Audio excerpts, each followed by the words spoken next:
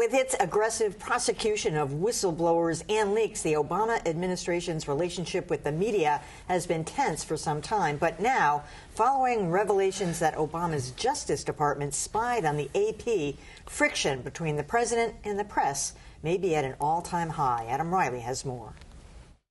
The AP is accusing the Obama administration of spying on its reporters. The Associated Press dropped a bombshell this week, revealing that the Justice Department secretly obtained 2 months of telephone records from AP journalists. The records included calls from several AP bureaus and even personal lines of several staffers. As a result, the DOJ now knows every outgoing call placed by scores of AP staffers in that span. The response was scathing. What are the boundaries of this administration? When do we get an explanation, and from whom should we expect it? The DOJ's snooping seems connected to a 2012 story about an al-Qaeda bomb plot foiled by the CIA. Late breaking news on an al-Qaeda plot to blow up a U.S.-bound jetliner. The AP broke that story, and that sparked a criminal investigation. Attorney General Eric Holder says the leaker harmed national security. It put the American people at risk, and that is not hyperbole. It put the American people at risk. Still, the White House insists that President Obama respects the freedom of the press. But try telling that to the AP. You know, the other shoe on this was Verizon. You know, the feds call Verizon, and they say, oh, give us Kimberly Dozier's cell phone data. And they go, oh, sure. And they're just handing it over without notifying, you know, the people involved in it. It's like, you know, oh, well, we always comply. You do? Yeah. The Obama administration has been absolutely obsessed with tracking down leakers, and their preferred method for doing this is to go after the press to whom the leakers have run. The Obama administration has been prosecuting 6 cases. In all the years before President Obama entered office, there were only 3. Wow. Now, what's been going on with the AP, a lot of people are saying, oh, this was unconstitutional, it was illegal.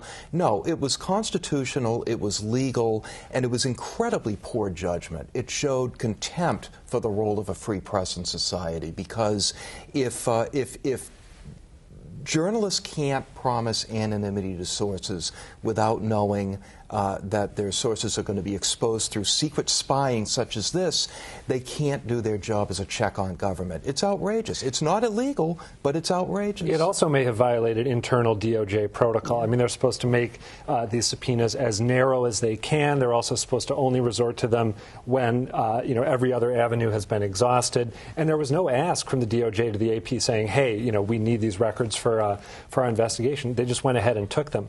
I think that the administration's defense on this has at times been incoherent. For example, there were government officials quoted either today or yesterday telling the LA Times that, well, when the AP report came out, it set in motion additional reporting that ended up destroying the viability of this agent in the field who helped us disrupt the plot. But the thing is, President Obama did a victory lap anyway when this plot was disrupted. And if the AP hadn't reported, surely his victory lap would have engendered the same follow-up reporting that would have destroyed the viability of the agent in the field. I kind of feel, listening to the justifications from the government, like they're looking for anything that might stick.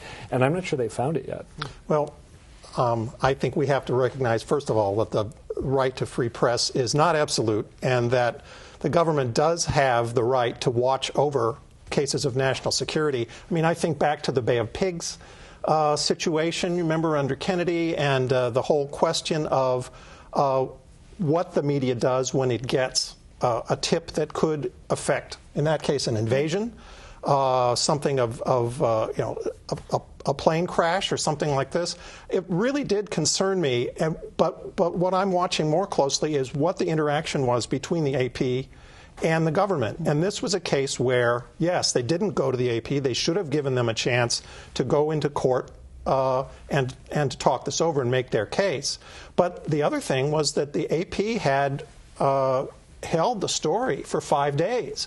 They were negotiating, as did the New York Times in that long ago the original case of, story. Yeah, right? The original story. they were holding it. They were working with the government to try and make it so that they wouldn't be violating national security. And that's what we need to know a lot more about.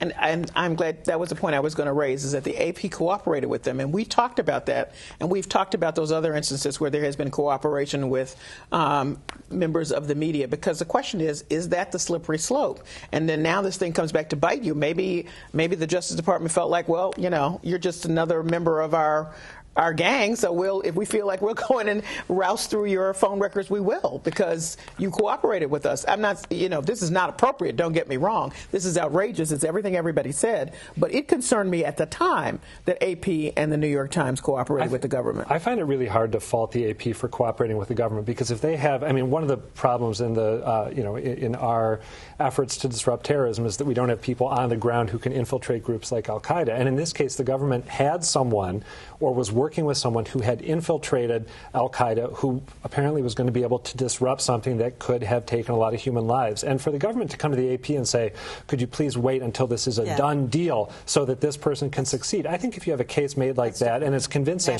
I don't have a problem with the media going along with that. By the way, did they find the leaker? Not yet, I don't think. And how hard could it be? Now that they have all the phone records? And well, they're not going to announce it, apparently. Why not? They said they'd fire the person. Yeah, but well, yeah. We can't overstate what the chilling effect is on the media at this. And that's one thing we really haven't touched on, is that who in the world is going to call AP and tell them anything? And we did get a chance to see a little bit about how AP works. We saw Gary Pruitt, who's the CEO. So we learned about AP.